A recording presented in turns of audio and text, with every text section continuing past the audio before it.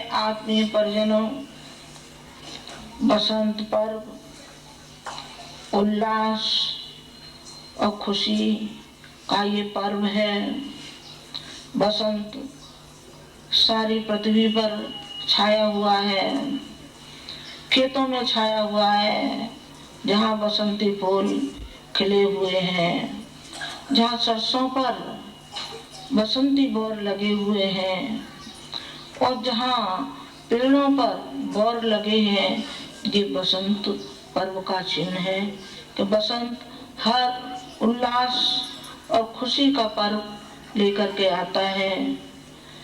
सरस्वती कला की देवी का अवतरण आज बसंत पर्व के दिन ही हुआ था। इस बसंत पर्व को हम हर्ष और उल्लास में मनाते हैं और मनाते आए हैं और मनाते जाएंगे। इस रूप में भी मनाते जाएंगे। हमारे मिशन का जन्मदिन, हमारे पूज्यवर का आज जन्म पर्व है। उनका ये अपने जन्म से 15 वर्ष बाद एक बसंती बहार आई और एक बसंत का फूल आया और वो हृदय में विराजमान हो गया। वो बसंती फूल कौन सा था? वो बसंती फूल था उनका गुरु और उनके हृदय में विराजमान हो गया। उस दिन से ही हम बसंत पर्व आध्यात्मिक जन्मदिन हम मनाते चले आ रहे हैं, हम मनाते चले जाएंगे। खुशी है, हाँ हमको खुशी है। हमारा मार्गदर्शक, हमारा प्रेरणा स्रोत जिसका कि आज जन्मदिन है, उनका यहाँ तो क्वार की त्रयोदशी का जन्म है, पर कभी भी उन्होंने अपना जन्मदिन उसको नहीं माना, कभी नहीं माना। उन्होंने कहा नहीं, ये मेरा जन्म नहीं है, असली जन्म मेरा, आध्यात्मिक जन्म मेरा बसंत पर्व का है। बसंत पर्व के ही दिन उन्होंने मिशन की स्थापना की। कितना जवान हो गया ये मिशन। कभी ये बच्चा था, कभी वो बच्चा था। कब बच्चा था? तब बच्चा था जबकि उन्होंने 24 लक्ष्य के 24 पुरुषण किए थे, तब मिशन बच्चा था। फिर वो आगे बढ़े और उन्होंने सामाजिक प्रवेश में अपना पैर आगे किया। तब से ये मिशन दिनों दिन बढ़ता हुआ चला गया। क्या ये मिशन हमने और आपने बनाया है क्या? नहीं, हमने और आपने नहीं बनाया है। ये किसी का ख्वाब हो, ये कल्पना हो, तो ये कल्पना निकाल देनी चाहिए। सारा श्रेय जो जाता है उसी हमारे प्रेरणा के स्रोत को जाता है, जिन्होंने तिल तिल करके अपने जीवन को इस मिशन के लिए समर्पित किया। मिशन के लिए समर्पित नहीं किया, बल्कि पूरे राष्ट्र के लिए और पूरे विश्व के लिए उन्होंने अपने जीवन की बलि चढ़ा दी और अपने जीवन को समर्पित उन्होंने किया। क्या ऐसी हिम्मत और किसी में है क्या? देखने को दिखते तो जरूर हैं, पीले कपड़े पहन पहन करके दिखते हैं, लेकिन मुझे ऐसा मालूम पड़ता है कि मेरे ये नादान बच्चे हैं। ये नादान बच्चे हैं जो ऊपर से तो रंगे हैं, लेकिन भीतर से बसंती चोला नहीं रंगा इन्होंने। भीतर से यदि बसंती चोला रंगा जाए तो वही हुक और वही उमंग, वही उत्साह उनके अंदर आना चाहिए जो गुरु जी के अंदर था। उल्लास, हिम्मत, 80 फूल, 80 साल उनके कितने खुशबूदार।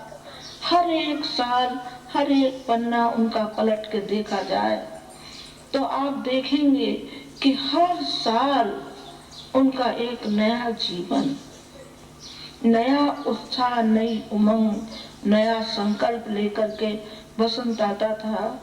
उन्होंने कहा कि आज के दिन मेरा गुरु मेरे जीवन में आया और उसी को मैंने सब कुछ अपना भगवान मान करके और मैंने उसी की आज्ञा को स्वीकार किया। और जो भी आज्ञा प्रेरणा मिलती हुई चली गई, वही प्रेरणा साकार रूप होती हुई चली गई। कहां से कहां आप देखिए, पुराने उसको इतिहास को खोल के देखिए तो आपको मालूम पड़ेगा गुरु जी कौन थे। और यहाँ तक मंजिल पार करने तक आखिर किस हिम्मत का मुकाबला, किस उन्होंने कठिनाइयों का मुकाबला किया होगा जब ये मिशन आपका ये बना होगा। आपको नहीं मालूम, मुझे मालूम है, मैं उनके साथ रही हूँ।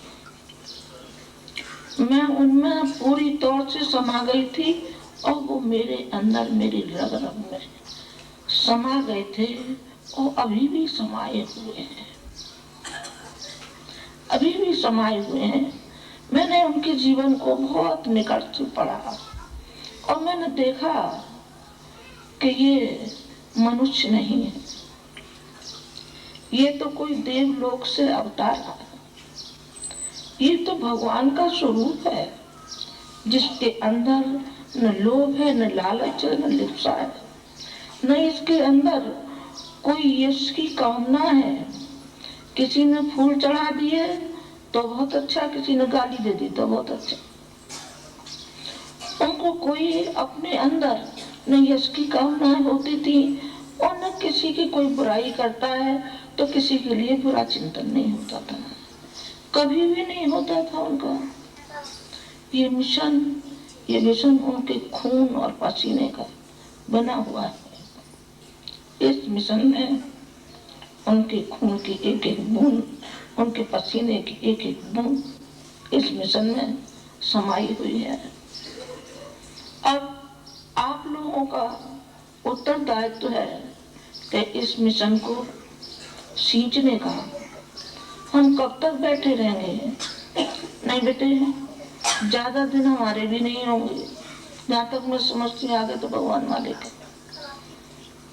पर हम कब तक बैठे रहेंगे और कब तक आप हमारे कंधों पर खेलते रहेंगे?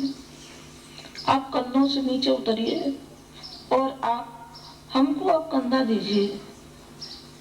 बूढ़े माँ बाप हो जाते हैं तो संतान उनको कंधा देती है। आप हमारी संतान हैं, आप हमारे बेटियां हैं, आप हमारे बेटे हैं, तो अब तो हमारी बारी है कि हम आपके कंधे का सहारा लें। अब हमारी उम्र और आपकी उम्र ये नहीं है कि हम आपको झुंझुना पकड़ा दें और आप झुंझुना को ही सब कुछ समझने लगे, आप गुब्बारे को ही सब कुछ समझने लगे कि गुब्बारा छोटे बच्चे को दे दिया जाता है और छोटा बच्चा उसी में मग्न रहने लगता है। आपको माला थमा दी, आपने माला को ही सब कुछ समझ लिया। ऐसा नहीं, अपने जीवन का परिशोधन भी कीजिए। माला के साथ साथ अपने जीवन की धुलाई कीजिए, अपने अंतरंग की धुलाई कीजिए, जिसमें कि चेतन अचेतन में न मालूम कितने कितने दोष और दुर्गुण भरे हुए हैं। इन दोष और दुर्गुणों को हम निकालते हुए चले जाएं, ये आपको सोचना है, आपको समझना है और आपको ये भी समझना है कि हमारा पिता, हमारा गुरु जो उत्तरदायित्व तो हमारे कंधे पर सौंप करके गए हैं, उनको हम भली प्रकार से इसको निभाते हुए चले जाएं। लेकिन हाय रे दुर्भाग्य, उस जड़ता को क्या कहा जाए कि जो अपनी ही लिप्सा, अपना ही मोह, अपने में ही मग्न रहता है, माँ मोह के चक्कर में ऐसा पड़ा है कि उसे न मिशन दिखाई पड़ता है और न ये राष्ट्र दिखाई पड़ता है, न समाज दिखाई पड़ता है, उसे कुछ दिखाई नहीं पड़ता है। नाक्ष की तरीके से उसे सिवाय सोने सोने के अलावा और कुछ दिखाई नहीं पड़ रहा है, सिवाय अपने बीवी बच्चे कमाई, इसके अलावा उसको दूरगामी परिणामों पर कोई विचार, कोई चिंतन उसका आता नहीं है। आपको अपने कर्तव्य के प्रति ध्यान है। जो शक्तिपीठें बनाई हैं, गुरु जी ने किस उम्मीद से बनाई थी? वो उम्मीदों को क्या आप पानी फेर देंगे? हम पानी नहीं फेरने देंगे। आप ये मत समझना एक शरीर से जुदा हो गए हैं, लेकिन एक शरीर उनका एक रूप बैठा है, अभी एक रूप बैठा है। मैं तहस नहस नहीं होने दूंगी, बिल्कुल नहीं होने दूंगी। ये मेरा दृढ़ संकल्प है। ये गुस्सा आता है, ये कमा कमा के तुम अपने बेटों को और उनको रख के जा रहे हो, तुम्हारे किस काम आएगा जी बताओ। भगवान तुम्हारा बेटा हो गया, बेटे के लिए सब कुछ है, तो ये बेटा ही तुम्हें मान ले जाएगा वैकुंठ को। तुम्हारी करनी जैसी होगी वैसा ही आप भरेंगे, ये देख लेना। वही आपको भरनी होगी, जैसा करेंगे वैसा भरेंगे। अच्छा करेंगे अच्छा आप पाएंगे, अच्छा बोएंगे तो अच्छा काटेंगे। भगवान की खेती है, और भगवान की खेती में हम ज्वार बोएंगे ज्वार पाएंगे, गेहूं बोएंगे गेहूं पाएंगे, मक्का बोएंगे मक्का पाएंगे, बाजरा बोएंगे हम बाजरा पाएंगे। ये तो खेती है, खेती में जैसा हम बोएंगे वैसा काटेंगे। और भगवान की खेती, भगवान की खेती में तो रोज बो और रोज काटो उसे, तो रोज काटो, तब भी वो झोली खाली नहीं होती है। आपने भगवान के स्वाद को चखा कर आया, आपने गुरु तो एक हाड़ मास के गुरु का संबंध लिया और पांव छू लिया और बस दीक्षा ले ली, बस हो गए धन्य। अरे इससे नहीं होता कुछ भी। सुयोग और सौभाग्य उठाना उन्हीं के हिस्से में आया है जो मौके को ठीक तरीके से समझ पाते हैं और ठीक तरीके से इस्तेमाल कर लेते हैं। रेलगाड़ी टाइम पर आती है, टाइम पर आप जा पहुँचे प्लेटफार्म पर तो आप सवार हो सकते हैं, और अगर चूक जाए तो 24 घंटे इंतजार देखिए, कल गाड़ी आएगी, देखा जाएगा टिकट भी बेकार हो गई, कल नई टिकट खरीदनी पड़ सकती है। इस तरीके से समय को ध्यान में रखना हमेशा आवश्यक है। फसल बीज बोने का एक खास समय आता है, उस समय को आप चुका दें, ठीक है, किसी भी वक्त बीज बोलें, लेकिन फिर वो आमदनी नहीं हो सकती, वो पैदावार नहीं हो सकती जो ठीक समय पर बीज बोए जाने पर हुआ करती है। समय पर सही काम कर लेना मनुष्य की सबसे बड़ी बुद्धिमानी और सबसे बड़ी खुशहाली है। आपके लिए भी ये समय एक खास समय है, खास समय है। इस समय को अगर आप पहचान लें और उसका ठीक उपयोग कर लें तो आप समझिए आप बड़े भाग्यवान निकले और आपने अपने जीवन को सार्थक कर लिया। समय रूपी संपदा को पाकर के आप निहाल हो गए। अगर आप मौके को समझ नहीं पाए, देख नहीं पाए और किस समय पर क्या करना चाहिए इस बात को आपने भुला दिया तो आपको पश्चाताप के अलावा और कुछ हाथ में लगने वाला नहीं है। ये बड़ा कीमती समय है। कैसा कीमती समय है? ऐसा कीमती समय है कि एक बार रामचंद्र जी के ऊपर मुसीबत आई थी और उन्होंने बंदर से कहा था, हनुमान जी से कहा था, सुग्रीव से कहा था, भाई हमारी मदद करो। हनुमान जी चले गए मदद करने के लिए रामचंद्र जी की। तो हनुमान जी बंदर सुग्रीव के यहाँ नौकरी करते थे, किसी तरीके से अपना गुजारा करते थे, लेकिन जब रामचंद्र जी के पुकारने पर चले गए, मौके को उन्होंने पहचान लिया, तो क्या परिणाम हुआ? फिर वो ऐसे बड़े हो गए जैसे सारी जिंदगी भर में कभी नहीं थे। उन्होंने पहाड़ को उखाड़ा, उन्होंने समुद्र को लांघा, उन्होंने लंका को जलाया, उन्होंने राम राज्य की स्थापना के लिए सारे का सारा जीवन लगाया और अपने आप में धन्य हुए और उनकी पूजा जिंदगी भर हो पाती। तो उस समय हनुमान जी चूक गए होते और रामचंद्र जी को ये कह दिया होता, साहब इस समय तो फुर्सत नहीं है, सालों बाद देखा जाएगा, अभी तो हमको नौकरी से छुट्टी नहीं मिल रही है, अभी तो लड़की का ब्याह भी नहीं हुआ है, अभी तो ये काम खाली पड़ा हुआ है। तो हनुमान जी इस मौके को चुका देने के बाद में सुग्रीव के यहाँ नौकरी ही करते रहते और बंदर के बंदर ही बने रहते। फिर हनुमान जी देवता के रूप में फिर शायद प्रकट हो पाते। मौके का लाभ उठा लिया, मौके का लाभ उठा लिया, उन्होंने भी उठाया और किसने उठाया, और ढेरों ने मौके का लाभ उठाया। मौका कौन सा होता है? मौका उसे होता है जब भगवान पुकारता है, और सामान्य समय वो होता है जब मनुष्य भगवान को पुकारता है। मनुष्य भगवान को पुकारता रहता है, पैसा दीजिए, बाल बच्चे दीजिए, मुकदमे में से छुड़ा दीजिए, झगड़े में से मिटा दीजिए, बीमारी दूर कर दीजिए। ये मनुष्य अपनी मुसीबत के लिए भगवान को पुकारता रहता है। ठीक है, भगवान को दिया भी करता है, ये बात नहीं कि मना ही कर देता हो। भिखारी हमारे दरवाजे पर आते हैं तो हमेशा मना नहीं कर देते, किसी को कुछ रोटी दे देते हैं, किसी को पैसा दे देते हैं, कुछ दे करके उसको विदा कर देते हैं। लेकिन एक मौका ऐसा भी आता है जब मांगने के लिए कोई बड़ी शक्ति आती है, और शक्ति के जब बड़ी शक्ति आ जाए तो दे देने के बाद में सब धन्य हो जाता है। राजा इंद्र, उनके पास महर्षि ऋषि के पास हड्डियाँ मांगने आए हड्डियाँ मांगने आए, उन्होंने हड्डियाँ निकाल के दे दी। ठीक मौका देखा कि ये हड्डियाँ तो देनी पड़ती हैं, बुखार में आदमी मर जाते हैं, एक्सीडेंट में कई बार मोटरों के आगे आ जाते हैं, रेलगाड़ियों के आ जाते हैं, हड्डियों का चूरा निकल जाता है, रोज घटनाएं होती हैं बीच में आदमियों की। लेकिन दलित जी ने खुशी खुशी ठीक मौके पर ऊँचे उद्देश्य के लिए अपनी हड्डियों को प्रदान कर दिया। उसका परिणाम बहुत शानदार हुआ। क्या शानदार हुआ? महर्षि दलीच धन्य हो गए, राजा इंद्र धन्य हो गए, और वृत्तासुर से मुसीबत से सारी दुनिया अपने आप को तरण पाने के बाद में धन्य हो गई, देवता धन्य हो गए। दलीच ने ठीक मौके पर ठीक काम किया। रामकृष्ण परमहंस वो एक लड़के के पास गए, उसके यहाँ आया करता था बार बार, तो उनके यहाँ जा पहुँचे। उन्होंने कहा, नरेंद्र, इस वक्त मुझे बहुत सख्त जरूरत है, तू इम्तहान देने में लगा हुआ है, पढ़ाई में लगा हुआ है, और मेरा कितना काम अर्ज हो रहा है, तेरी समझ में नहीं आता। तो ने कहा, स्वामी जी, तो मैं आपके साथ चलता हूँ, अब जहाँ कहीं भी लगा देंगे वहीं जा पहुँचूँगा। विवेकानंद स्वामी रामकृष्ण परमहंस के पास चले गए। विवेकानंद गए थे नहीं, रामकृष्ण परमहंस लिवाने के लिए आए थे, कहने के लिए आए थे, दोस्त हमारे साथ चल, हमारा बहुत जरूरी काम पड़ा हुआ है। भगवान भी मांगने आते हैं कई बार, इंसान तो मांगते रहते हैं भिखारियों की तरीके से, हमको ये दीजिए, वो दीजिए, ये दीजिए, वो दीजिए, लेकिन कभी कभी ऐसे मौके भी आते हैं जब भगवान मांगने आते हैं। और ये इसलिए बताइए कि ठीक उसी तरह का मौका इस समय भी है। अगर इस समय के मौके पर आप चूक जाते हैं तो फिर हमेशा पछताना ही पछताना आपके हाथ में रह जाएगा। फिर आप ये सौभाग्य दोबारा जो प्राप्त करना चाहिए फिर आप कर नहीं सकेंगे। गांधी जी के कल परसों की बात है, स्वाधीनता संग्राम में जिन लोगों ने भाग लिया आप जानते हैं, स्वतंत्रता सेनानी है वो, और कौन कौन है, और उनको किराए का फर्स्ट क्लास का टिकट मिलता है घूमने घामने के लिए, और उनको पेंशन मिलती है, और उनका सम्मान मिलता है, उनको हड्डियाँ बढ़ाए जाते हैं। आपको मालूम है कि नहीं मालूम है? ये अगर उनको उस समय ध्यान नहीं आया होता, उस समय उन्होंने समय को चुका दिया होता, हमको भी स्वतंत्रता सेनानी बना लीजिए, हमको भी ये बना दिए, नहीं, फिर वो मौका उसी वक्त था, उसके बाद आ गया तो आ गया, नहीं आ गया तो नहीं आ गया। अर्जुन का भी ऐसे ही था।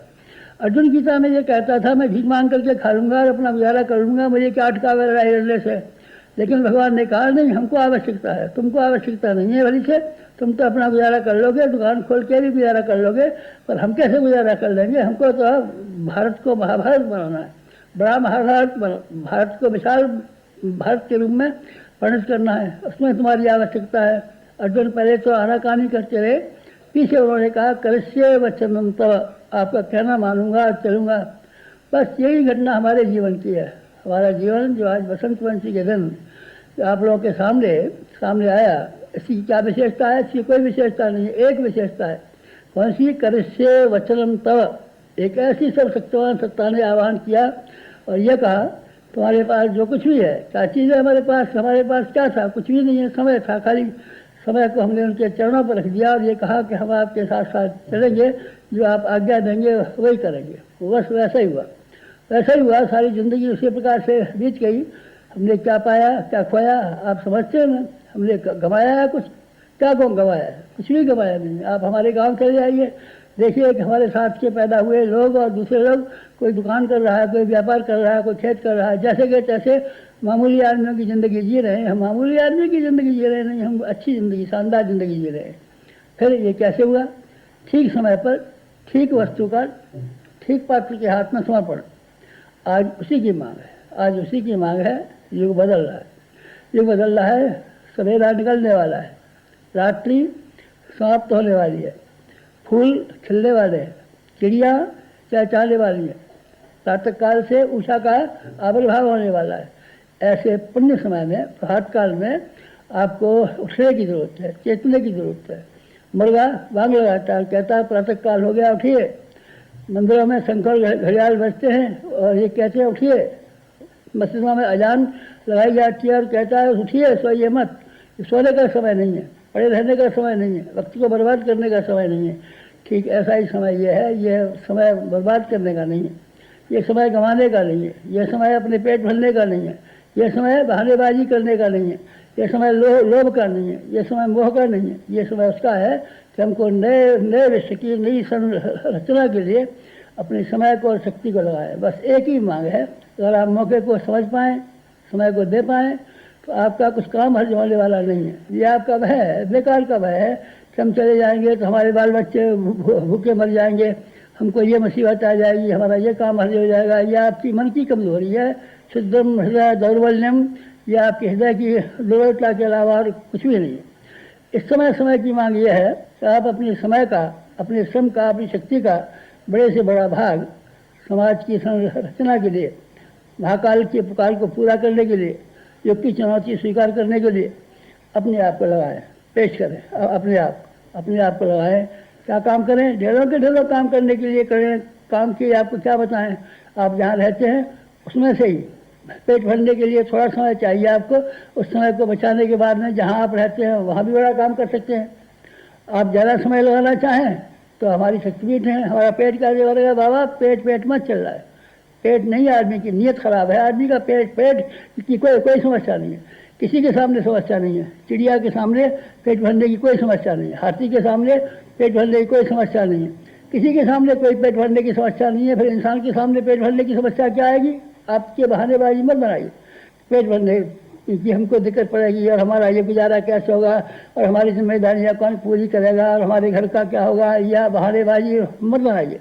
आप नहीं भी रहेंगे, मर जाएंगे तो अभी आपके बच्चों का पालन होगा, आपके घर वालों का पालन होगा, आपके बिना कोई भूखा नहीं मरने वाला है। आपने हो तो विश्वास करके देख लीजिए। आज इसी की पुकार है। आज कुछ कहना है आपसे और कुछ कहना नहीं है। एक कहना है कि आप समय का थोड़ा हिस्सा अपने खर्च के लिए रखिए, ज़्यादा हिस्सा समाज के लिए लगाइए, देश के लिए लगाइए, धर्म के लिए लगाइए, जन जागृति को के लिए लगाइए और लोक मंगल के लिए लगाइए। इस काम के लिए आप समय लगाएंगे तो मैं आपको यकीन दिलाता हूँ कि आप नफ़े में रहेंगे। हम नफ़े में रहे, आप विश्वास कीजिए, हमारी गवाही देख लीजिए और महापुरुषों की गवाहियाँ देख लीजिए। गांधी जी ने वकालत की होती तो गांधी जी वकील के वकील लगे होते, विनोबा ने उसी तरह का जिंदगी जी होती है तो शायद कहीं अध्यापक लगे होते, सरदार वल्लभ भाई पटेल मामूली वकील से वकील रहे होते। लेकिन सारे के सारे महापुरुषों ने अपने आप को लोकमंगल के लिए आगे बढ़ाया तो नफ़े में रहे, नुकसान में तो नहीं रहे, नहीं कोई नुकसान में नहीं रहा। महापुरुषों में से एक भी नुकसान में तो नहीं रहा। आप लोगों में अगर साहस हो, आप लोगों में त्याग की भावना हो और आपकी विवेकशीलता जगी हो, अगर आप मौके को पहचानते हो तो आप समझ लीजिए यह युग संधि की बेला है, युग बदल रहा है। इस समय में आप जैसे भावनाशील व्यक्तियों की बेहद आवश्यकता है। आप समय दीजिए, आप जन जागरण के लिए खड़े हो जाइए। नारी जागरण के लिए आपको समय लगाना है। नारी को जागे बिना मनुष्य जाति अधूरी रहेगी, पुरुष अधूरा रहेगा, दुनिया अधूरी रहेगी। आधी दुनिया कैद खाने में पड़ी रहे तो बाकी दुनिया किस तरीके से उठेगी। गरीबी उन्मूलन के लिए हमको बड़ा काम करना है। हमारे यहाँ केवल खेती पर निर्भर करते हैं लोग और खेत मजदूर बेचारे थोड़े दिनों तक मेहनत मजदूरी पाते हैं, फिर उनके लिए कुछ काम नहीं रहता। कुटीर उद्योग का विकास करना है। कुटीर उद्योग हमारे देश में किसी के सहायक बन सकते हैं, उसके लिए आपको काम करने की आवश्यकता है। आपको और क्या करना है? स्वास्थ्य संगठन के लिए खड़े हो जाना है। हर आदमी कमज़ोर होता चला जा रहा है, हर आदमी बीमार होता चला जा रहा है, क्योंकि रहन सहन के बारे में, खान पान के बारे में, आहार विहार के बारे में उसको जानकारियाँ नहीं है या स्वाभ्यास नहीं है। स्वास्थ्य संगठन हमारा कार्यक्रम है। चौथा कार्यक्रम जन जागरण है। इसका अर्थ है हर आदमी के विचारों को बदल देना, चेतना को बदल देना, भावना को बदल देना। लोगों को देखा ना आपने कैसे घटिया और कैसे गंदे जीवन जी रहे हैं। आपने देखा ना कि आदमी के को परिचय ने और मूल मान्यताओं ने किस तरीके से जगड़ रखा है। आपने देखा ना नशेबाजी में और इसमें दहेज जैसी प्रथाओं में कितना पैसा बर्बाद होता है। फैशन परस्ती में लोग कितना सारा पैसा लगा देते हैं। ये ऐसी मुसीबतें हैं कि जिनकी वजह से हमको स्वयं ही निकालना पड़ेगा, जनता को निकालना पड़ेगा। सरकार मदद करेगी, ठीक है, सरकार अपना काम करेगी, लेकिन ये जनमानस की बात है, जन जन के घर जाने की बात है, लोक चिंतन बदलने की बात है, जन जागरण की बात है। इस काम के लिए आपको ही आगे आना पड़ेगा। इस काम को कोई और नहीं कर सकता, आप ही कर सकते हैं, आपको ही करना चाहिए। यही अनुरोध लेकर के आपके सामने में हाजिर हुआ, ये कहने के लिए कि आप समय के बारे में कंजूसी मत कीजिए। समय को भगवान के काम में लगाइए। भगवान ने आपको पुकारा है, समय ने आपको पुकारा है, युग ने आपको पुकारा है, महाकाल ने आपको पुकारा है, और इसीलिए पुकारा है कि आप दुनिया की गई गुजरी समस्या को ऊंचा उठाने के लिए, गए गुजरे लोगों को ऊंचा उठाने आगे बढ़ाने के लिए अपने आप को आगे बढ़ाइए। अपने आप को त्याग के चबूतरे पर खड़ा कीजिए। और ये कहिए कि हम हैं जो कुछ बड़ा काम करेंगे। आप बड़ा काम करेंगे तो आप बड़े नफ़े में रहेंगे। ये बड़ा काम करने के लिए आरंभ से ही कदम बढ़ाइए और हम बड़े नफ़े में रहे। आप भी बड़े कदम उठाइए, बड़ी हिम्मत कीजिए और बड़े कामों के लिए अपने आप को समर्पित कीजिए। देखिए फिर आप कितने नफ़े में रहते हैं, कितने खुशहाल रहते हैं, कितने प्रसन्नचित्त रहते हैं, कितना आपको संतोष मिलता है, कितना आपको सम्मान मिलता है, कितना भगवान का अनुग्रह आपको मिलता है। फिर आप देखिए ना, ये परीक्षा का समय यही है। अगर आपकी हिम्मत हो और अगर आपका विवेक आपकी गवाही दे, सलाह दे, तो आप ज़रूर, मेरी प्रार्थना है कि आप कदम बढ़ाएं और अपने समय को अपने घरेलू कामों में लगाने की अपेक्षा बड़े कामों के लिए, नए युग के निर्माण जैसे बड़े काम के लिए लगाने की हिम्मत कीजिए। ये हिम्मत आपके लिए बहुत बड़ी साबित होगी, ऐसी साबित होगी जैसे हनुमान जी ने पहाड़ को उठाया था, उससे कम ये हिम्मत साबित न होगी। इस मिशन के लिए उन्होंने तिल अपने को बना दिया और अपने को समाप्त कर दिया। इसके लिए आपको समाप्ति के लिए तो नहीं कहा जा रहा है, लेकिन आपको मिशन के लिए कहा जा रहा है कि आप इस मिशन को दिनों दिन बढ़ाते हुए चले जाएंगे, कदम से कदम मिलाते हुए चले जाएंगे। आप बहनों को भी ऊंचा उठाएंगे। आप स्वयं ही जितने हैं उतने नहीं रहेंगे, बल्कि आप ऊंचे उठते हुए आपका मनोबल, आप आगे आगे की पंक्ति में चलेंगे। मुझे बहुत खुशी होगी कि मेरे बालक हिम्मत वाले हैं, साहस वाले हैं, बुज़दिल नहीं है, कायर नहीं है।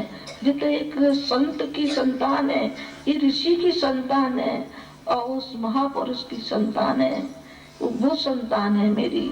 मुझे गर्व होगा। आप हमारे पद चिन्हों पर चलना बेटा। मुझे आज यही कहना था और ये कहना था कि आज का दिन बड़े आत्मचिंतन का ये दिन है कि एक गुरु के जीवन में एक गुरु ऐसा आया जिसने कि जीवन भर उन्होंने अपने गुरु का निर्वाह किया। आप अपने कष्ट कठिनाइयों में उतने लिप्त मत रहना। तुम्हारी कष्ट कठिनाइयां हल हो सकती होंगी तो कर देंगे, और नहीं हो हल हो सकती होंगी तो अपने प्रारब्ध के लिए आप निर्भय होकर के, खड़े होकर के आप हिम्मत से खड़े रहिए कि ये दुनिया आनी जानी है। ये कष्ट कठिनाइयां तो लगे रहते हैं, मुकदमेबाजी भी लगी रहती है, व्यापार में भी घाटा नफा होता रहता है, नौकरी में भी कुछ दिक्कतें आती रहती हैं तो आती रहने दो उनको। वो आएंगी, अपने तरीके से आएंगी और हम अपनी तरीके से चलेंगे। आप अपनी तरीके से चलना, आप कष्ट कठिनाइयों की ओर मत देखना। आपकी कष्ट कठिनाइयां तो हमारी अपनी कष्ट कठिनाइयां हैं। जब गुरुजी ने आपको उबारा था तो हम नहीं आपको कर रहे हैं। अब तो माँ भी और पिता भी, मैं दोनों हूँ ना तुम्हारी, दोनों हूँ, तुम्हें ध्यान रखूंगी और वो भी परोक्ष रूप से तो आपका सबका ध्यान रखे ही हुए है। मुझे आज के दिन आपसे यही उम्मीद करनी थी कि आप जिस तरीके से बसंत सारे में लहलाता हुआ चला जाता है, आपकी नस नाड़ियों में, आपके हृदय में भी ये बसंत बयार ऐसी आनी चाहिए जिस तरीके से बसंती फूल खिलते हुए चले जाते हैं और सारे वे बसंती बसंत हो जाता है। आपके हृदय में भी भगवान करे ऐसा ही बसंत आता हुआ चला जाए, मुस्कुराते हुए, हंसते हंसाते हुए और अपने कार्य के लिए शपथ लेते हुए, मिशन के लिए संकल्प लेते हुए आप जाएं। मुझे बहुत खुशी होगी। इन्हीं शब्दों के साथ मैं अपनी बात समाप्त करती हूँ। ओम शांति।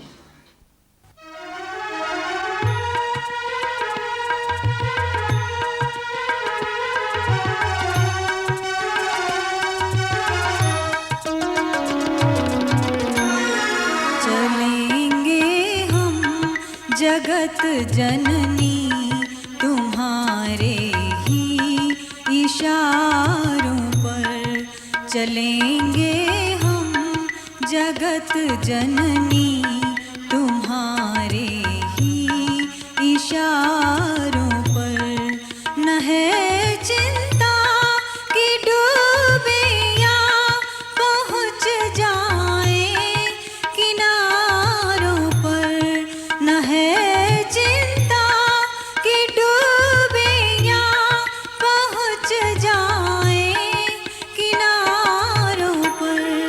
चलेंगे हम जगत जननी तुम्हारे ही इशारों